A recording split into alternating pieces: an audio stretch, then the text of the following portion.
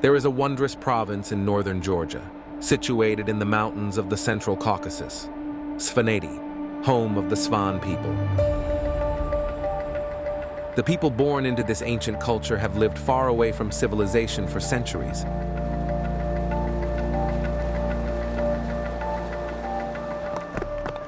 Some 80 families live in the mountain village of Ushguli. The picturesque medieval community is 500 kilometers away from Georgia's capital, Tbilisi. At an altitude of about 2,500 meters, whatever soil can be found is barren. A lot of manual work is necessary to wrest the bare minimum needed to live from it.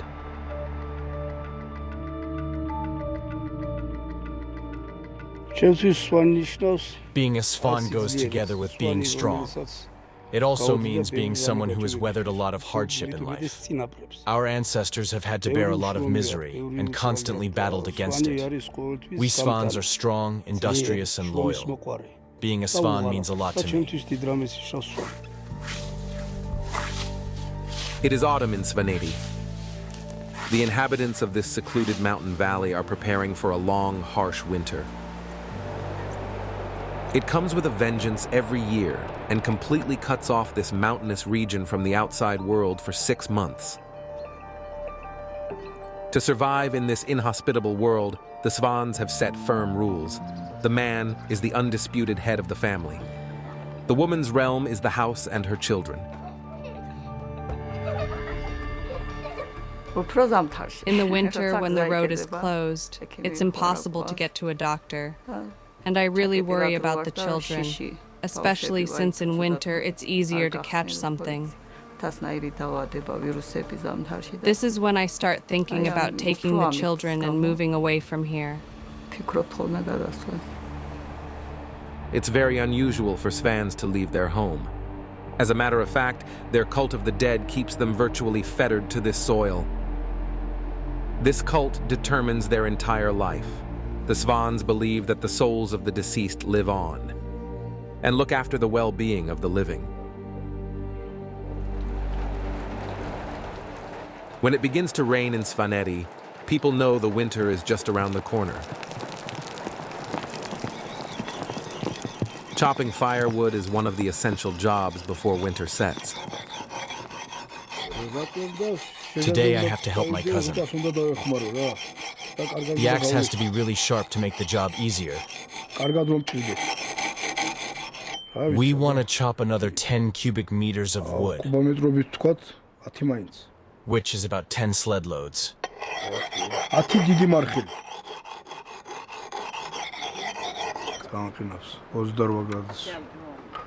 Gia Niziradze has been married to Nani for 11 years.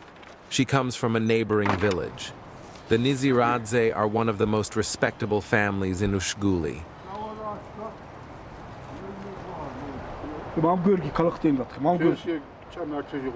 We must be finished before the rain gets stronger. Hurry up.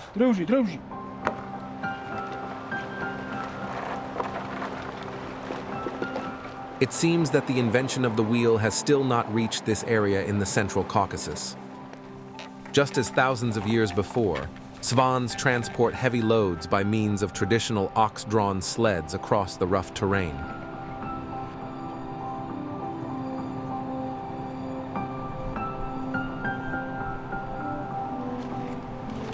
Vegetation grows sparsely on the steep slopes of the mountain range.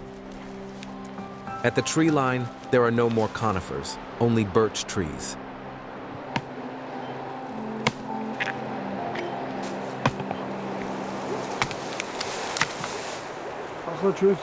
We try to fell as little timber as possible, but we need the firewood. Who knows what the future will bring? Proverb of us says, "Preserve the forest and think of your children when you cut down a tree." This is a father's duty. The people in the mountain villages of Svaneti live almost exclusively from agriculture. Their work has remained unchanged for centuries. While the men are out in the forest or in the fields, women see to the livestock and the household.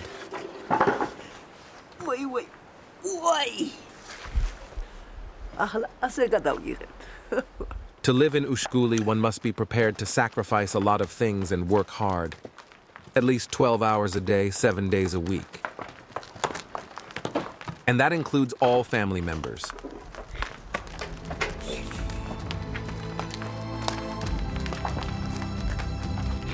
Ancient Greek historians and geographers mention the Svans and describe them as a tribe of warriors. Svans have always resisted slavery and fought against foreign suppressors. The stone towers from the 11th and 12th centuries bear witness to this.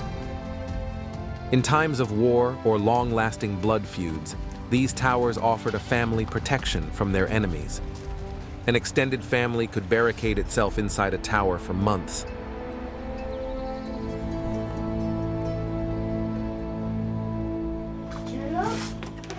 Even today, nearly every house in the village has its own old tower, but nowadays they serve a different purpose.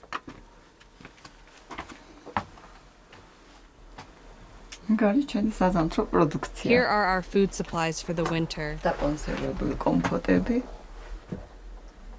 Stewed fruit, aubergines, carrots, and peppers.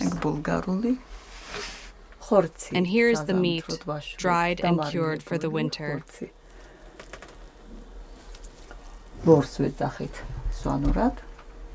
The cheese is kept in barrels in brine. The salt water preserves it for the whole winter. The salt is in this sack. It makes the cheese go hard.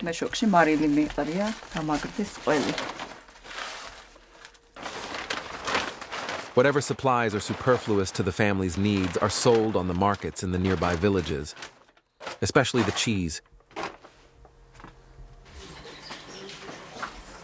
Svaneti cheese is considered a delicacy well beyond Georgia's borders. It's made by hand from fresh cow's milk, following a traditional recipe without any additives.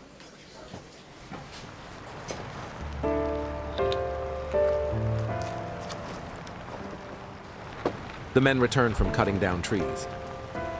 A Svan proverb says, if a family doesn't have enough good wood for the fire, the man is a disgrace to his family. Therefore, the two men see to it that they bring enough wood home. All heating and cooking in the winter is done with wood. There is a power line up to the mountains, but electricity is often cut off. So having sufficient firewood for the winter is vital.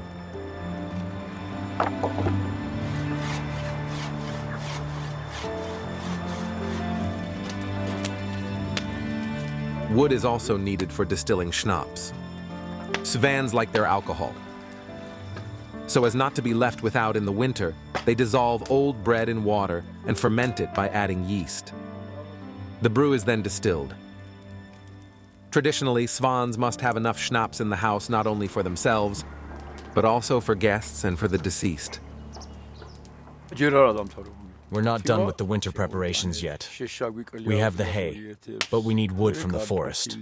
I must take the potatoes to the market to sell. With the money from the potatoes, we can buy other supplies for the winter.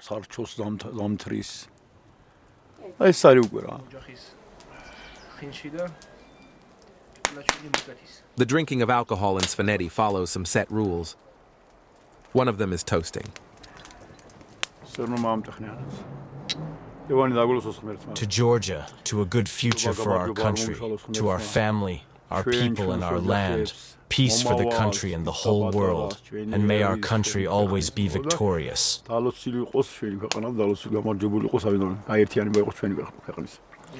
To Georgia, our blessed country, I wish that the future brings joy, and that it always remains united.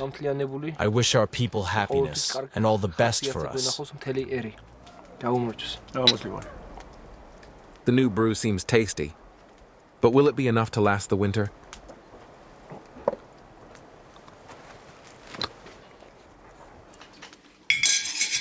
For Nani Nisaradze at home, it's time to make breakfast for her 5 children. The standing of a Svan family is connected with the number of children it has, especially male ones.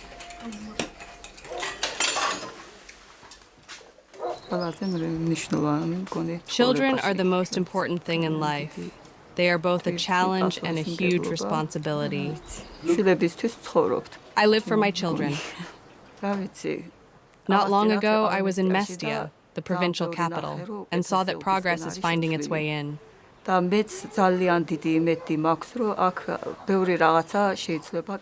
hope that the situation will soon change here in Ushkuli too, and that my children will live in better conditions than I have. That they will have better life than we did.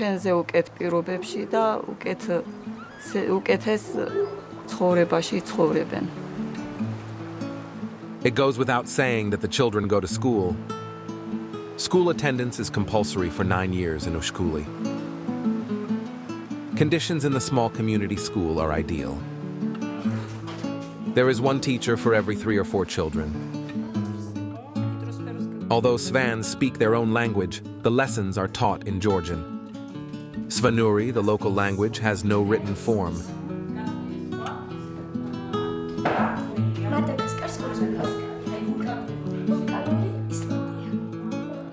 The curriculum covers grades 1 to 12. But in a school as small as this, teachers have to improvise.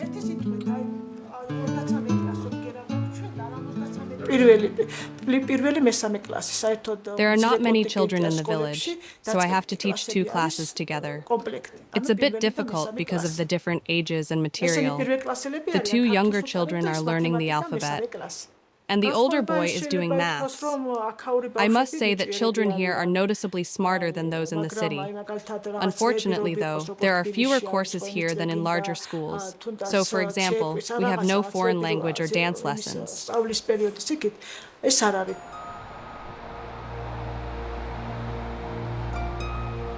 Living in Ushkuli means living in a spectacular, but at the same time unforgiving natural environment. Up here, at an altitude of over 2,000 meters, the harbingers of winter arrive after a short sunny spell in autumn. It's time for haymaking.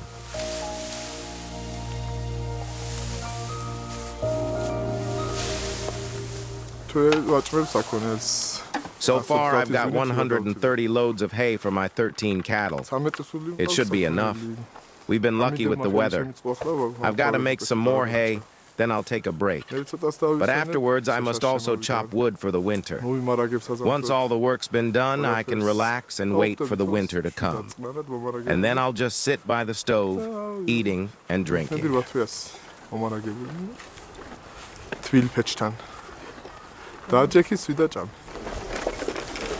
Before he can relax, Lado Nisaradze must go up to the highland pasture one last time.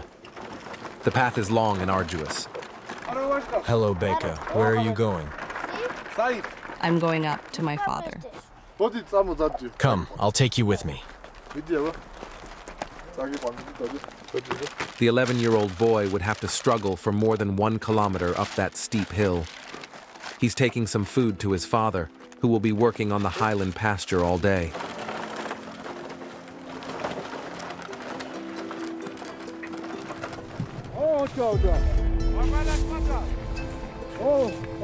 The slopes are steep, and the men can only harvest the hay with a handheld scythe.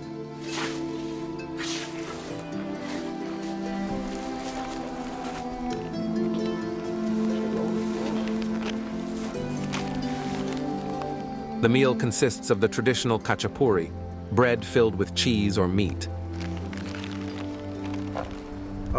Did you not have school today? How did you climb up here? Lado took me with him. How? Sled. Was it not too heavy? No. Gia Nisaradze believes that his only son will take over the farm one day. I don't think he would go away.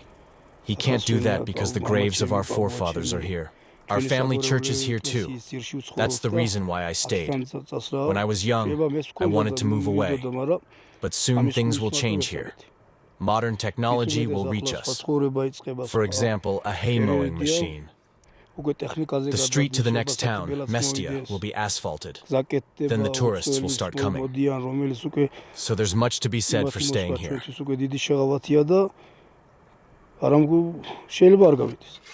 Just like most Svans, Giannissaradze invests his hopes in a better future. But for now, he has to continue working hard to make a living on the mountain. The operating principle here is collective effort, teamwork. Only those who integrate into this collective and its traditional rules can survive in the mountains. A profit-oriented farming scheme would probably destroy this old and established culture. Without the help of one another, the people in Ushkuli would be at risk. Only as a community can they brave the inhospitable conditions. Hi, how are you? Fine, how can I help? My side is wrecked. The shaft is bent. Could we fix it?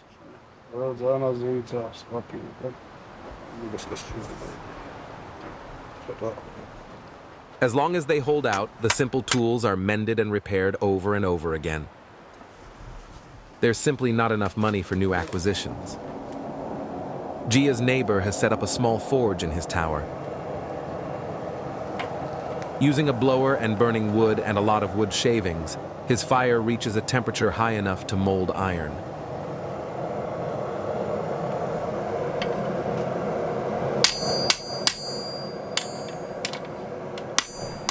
Time to play after school. Not for the children in the village. Every afternoon, Beka and Mariam must go up the mountain to the meadows, where every family has its own small field. They're on the slopes that catch more sunlight.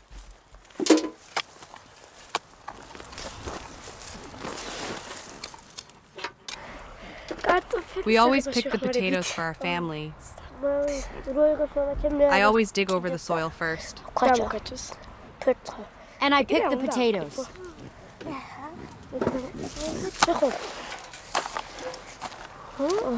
My brother makes hay too. Yes, but I am not allowed to use the scythe.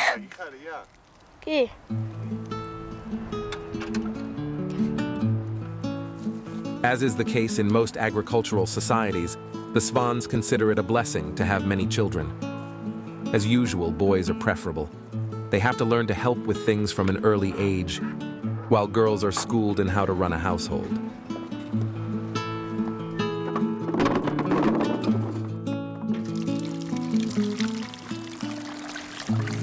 The children help me both in the house and out in the field.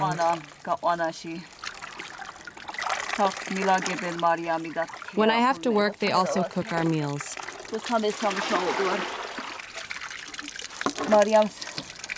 They do everything exactly as I tell them, and their cooking is good. Independence is highly valued in Svaneti.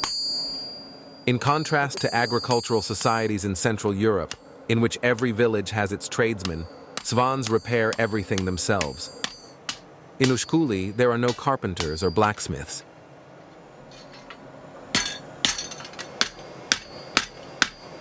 Manual and technical skills are passed on from generation to generation.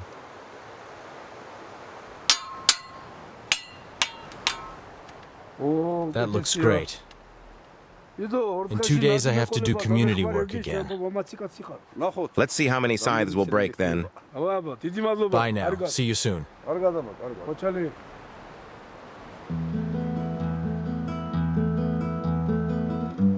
Excavations revealed that the first Svans settled in this area during the 3rd century BC.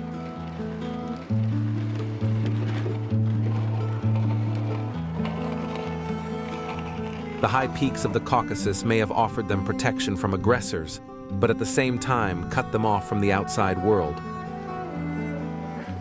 Only seldom does Giannissaradze leave his mountain village, but his son needs to see the doctor, and the nearest place is Mestia, the provincial capital. Gia is the proud owner of a car. He'd been saving for years before he could afford to buy one. His work as a tourist guide and chauffeur in the summer brings in extra income. The trip to Mestia takes about 3 hours, despite the distance being a mere 44 kilometers. The narrow road was built in 1937. It's passable only during the summer months. Gia and his son are headed for the local hospital. The hospital serves some 14,000 people from the entire region. It was constructed in 1926 and is undergoing complete renovation at the moment. Iliko Jabaritsi is a trained surgeon, but he also looks after the younger patients.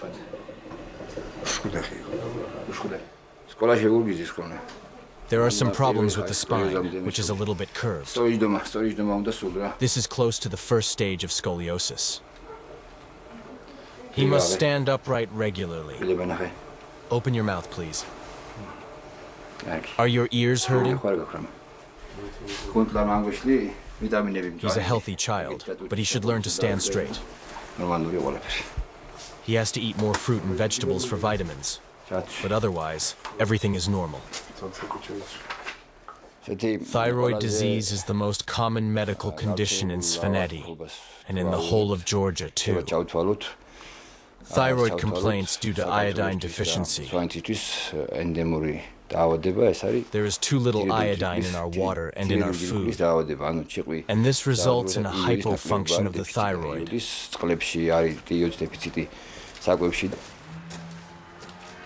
It's hard to imagine that this will become a modern hospital anytime soon, but the doctor is optimistic. This will be the anesthesia room, where patients will be given their anesthetic before the operation. And this here will be the new operating room one day.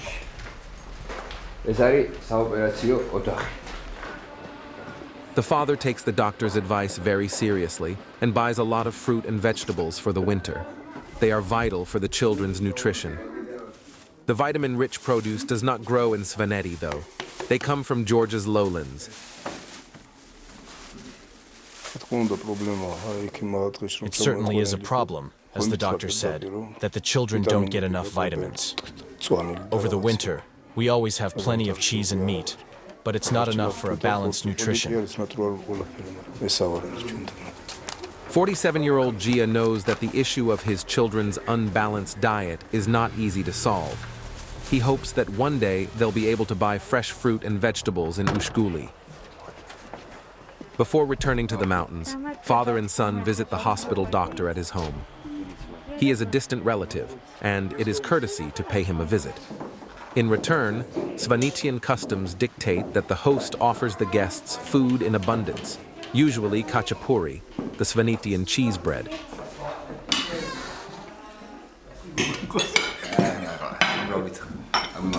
A prayer before dinner. Svans are deeply religious. Every family has its own ornate holy pictures. Icons have special powers. They can settle enmities and antagonism between people and prevent them from sinning. Icons can reconcile quarreling families or tribes. People are afraid to lie in front of an icon. That's why people will never break their vow if they've sworn on an icon. Icons are a gift from God.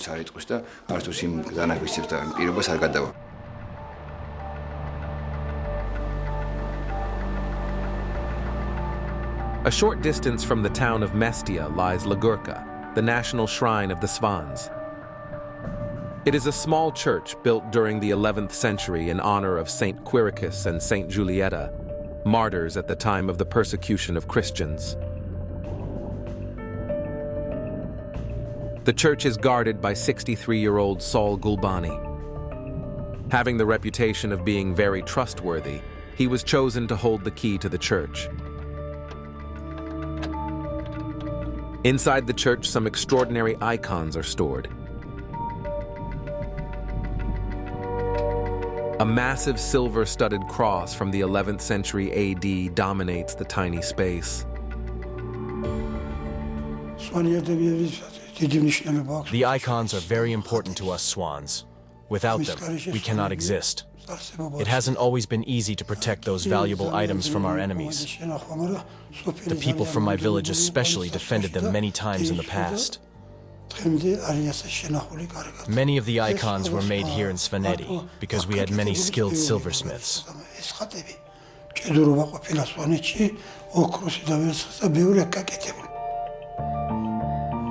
A lot of the icons are unique treasures, skillfully forged and chiseled from gold and silver. This is the famous Shaliani icon from Byzantium, wrapped in a plastic foil to protect and preserve it. The impressive wall paintings were created in 1111 AD. The extraordinary craftsmanship is immediately apparent. It is obvious why Ligurka is also known as Svaneti's treasure chest.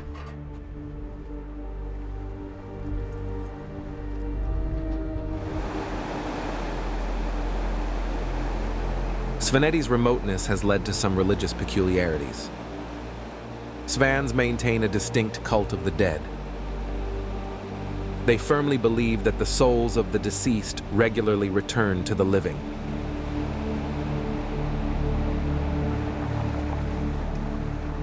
Crosses by the side of the road in memory of accident victims are always supplied with fresh drinks.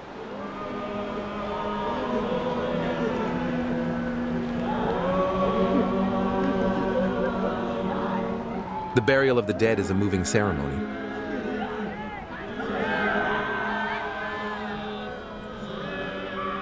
A young man is taken to his grave in Mestia, the provincial capital.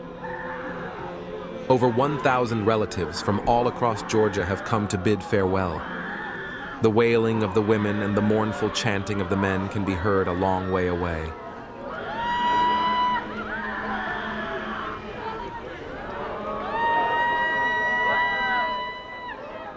In cemeteries, too, Svans place fresh drinks at the graves, an offering to the souls of their ancestors.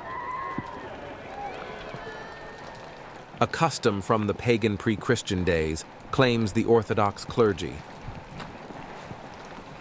People believe that these traditions are the traditions of their forefathers, and for that reason, they have to adhere to them. To them, disrespecting these traditions is an insult to their debt.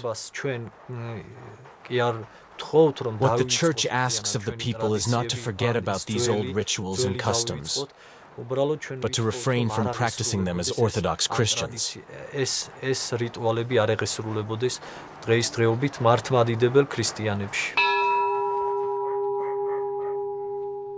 Due to the geographical remoteness of Svaneti, the official Orthodox Church did not manage to establish itself in this mountainous region. For a long time, therefore, services were conducted by lay priests. What's more, they used to take place outside the church because the interior was reserved for the deceased, according to local belief. The Georgian Orthodox Church is only gradually succeeding in introducing a proper liturgy in Svaneti.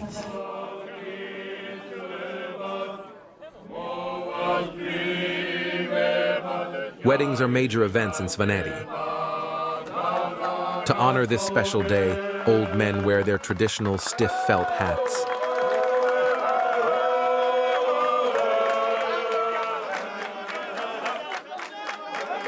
The couple has invited some 300 guests to their wedding.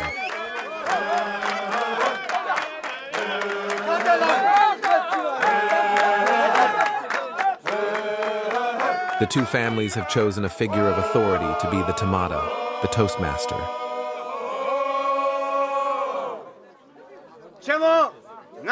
Dear Nadia, dear Jabba, on the path from childhood to adulthood, love has stormed your innocent, naive hearts. I drink to that. May your love rise to the highest clouds in the sky, my precious. May Virgin Mary's and Christ's blessing be upon you.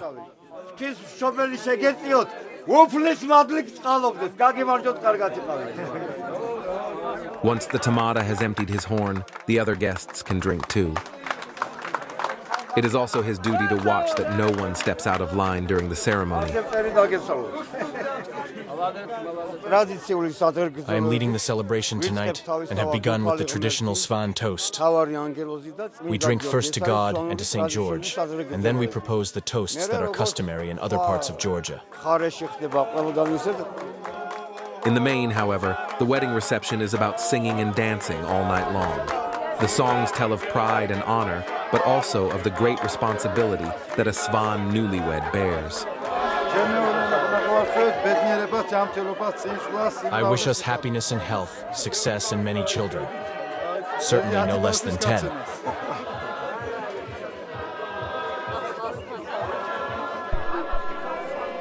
The father of the bride is not entirely happy. He bemoans the loss of traditional values. I wish we could return to the old ways. In the old days, when a young man wanted to marry a girl, a messenger would go to the girl's family to inform them about the groom's financial standing and personality. Nowadays, two young people just meet, start dating and marry in a matter of days, only to divorce again soon. And I don't like that. However, the advent of modern life cannot be halted.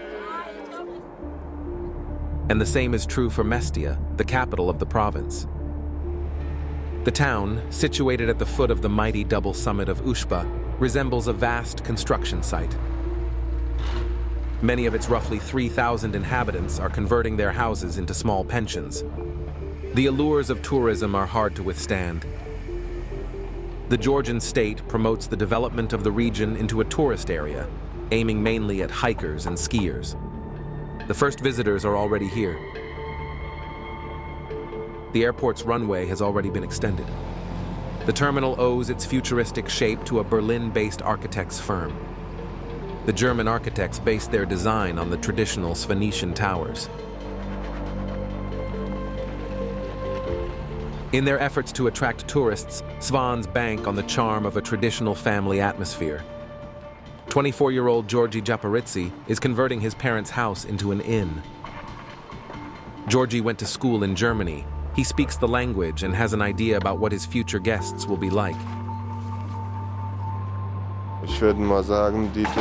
I think the tourists coming here will want to feel like they are staying with a family. They want to see how we live, what our everyday life is like. I believe that 5-star hotels are out of place here.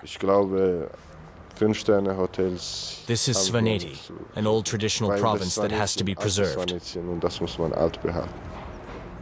Tourism presents people here with an opportunity. In 5 years' time, there will be more tourists here.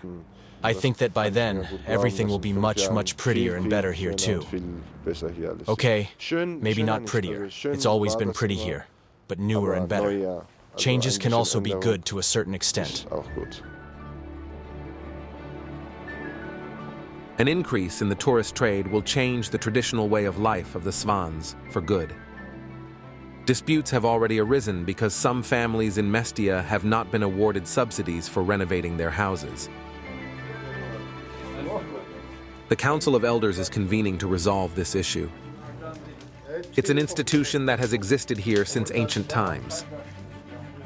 Those local legal structures coincide with state law to this day, and Svans still prefer to observe their own rules rather than those of the state.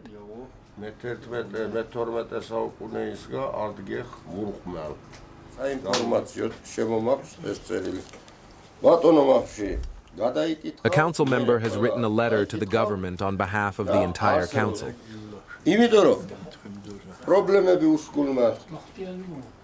The elders request that the grants for the house renovations in Mestia are distributed fairly.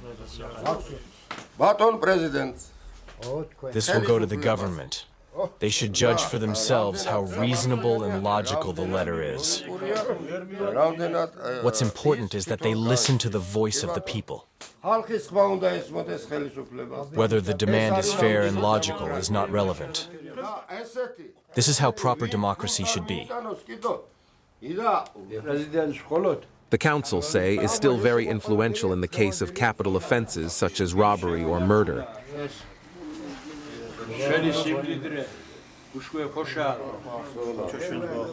Perpetrators may be judged and sentenced in a court of law, but murder in Svaneti is revenged with a blood feud, despite the fact that it is officially forbidden. Blood revenge exists everywhere. Everyone whose child, brother, or father was murdered wants to avenge them. People say it's very pronounced here. But vendetta exists everywhere, not only in Svaneti. But here in Svaneti, this old tradition will exist forever.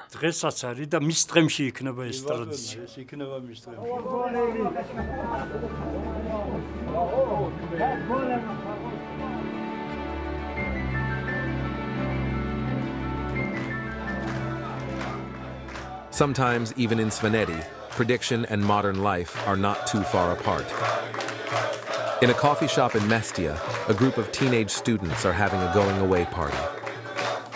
Yet instead of pop music, they play and dance to Svanetian traditional music.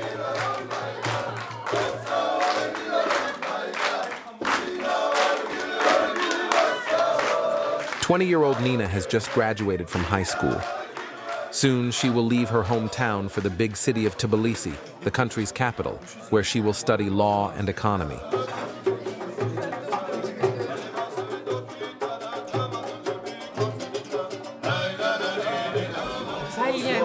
I find it really hard.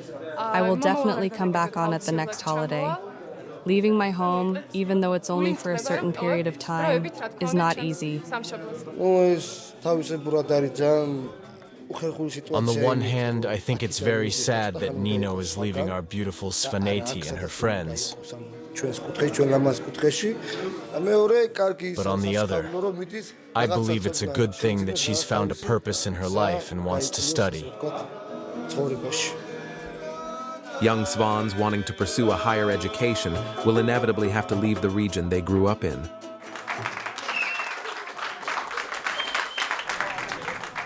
But they all swear they will return to this unique mountain world one day.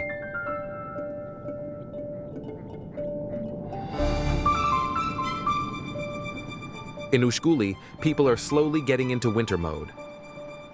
Soon, the village at an altitude of 2,500 meters above sea level will be buried in snow for 6 months, totally cut off from the outside world.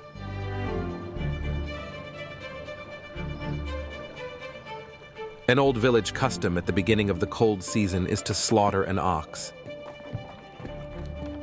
The Njijaradzes have chosen a strong animal. The highly respected family has its own little church.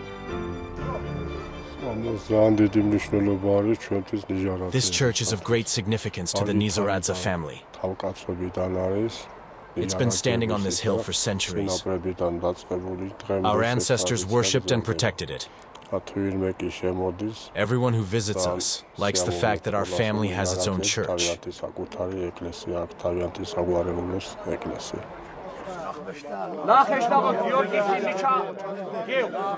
Svans have upheld their pagan traditions to this day.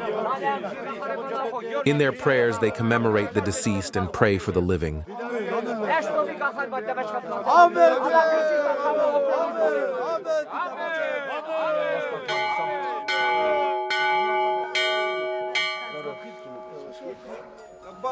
Before the Svans slaughter the ox, they consecrate the animal with candles made of beeswax.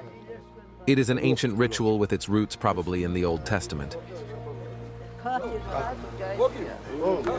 Then the ox is led around the Njijaradze family church 3 times, another element of the old rite.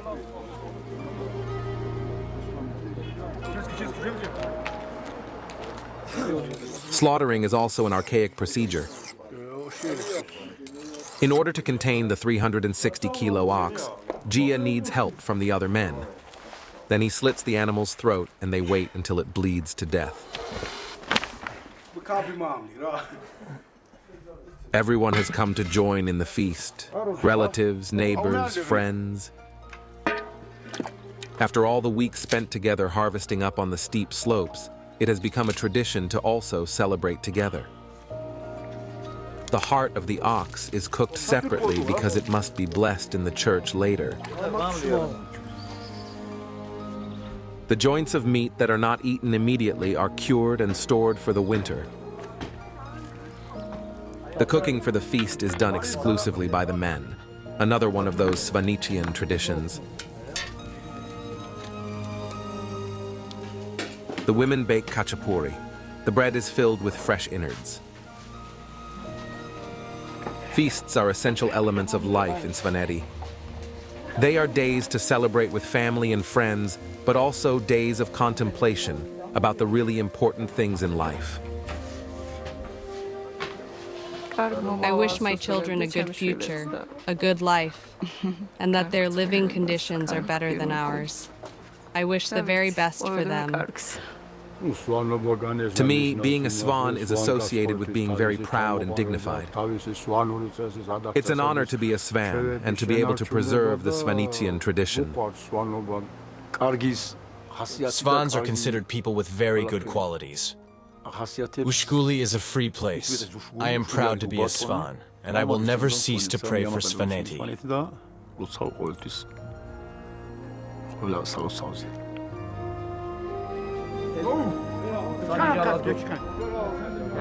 All the food must be blessed in the family church before the feast can begin.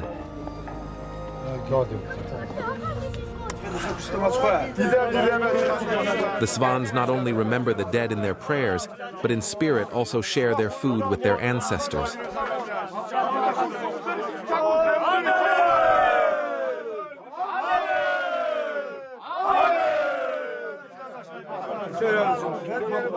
The heart and the liver represent the soul of the animal. They are divided up and consumed inside the church, an ancient rite from pagan times.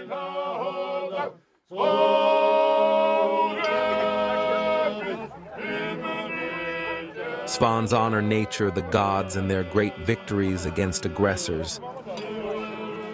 It would seem that nothing can change the inner fabric of this archaic community.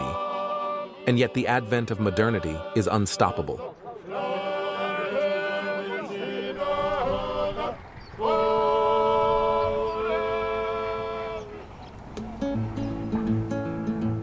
Young people leave their mountain home, and tourists have started to discover Svaneti, its people, and its extraordinary nature.